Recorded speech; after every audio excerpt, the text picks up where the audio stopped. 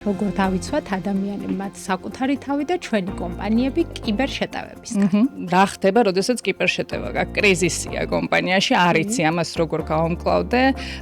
კრიზისულ მოვლენაში ქმედებები ქაოტურია ხოლმე. შესაბამისად ამ დროს როგორ მოქმედებ, რაც არ უნდა გაწერილი ინსტრუქცია გქონდეს, ხშირად ამ ინსტრუქციას ვერ მიყვებიან ხოლმე.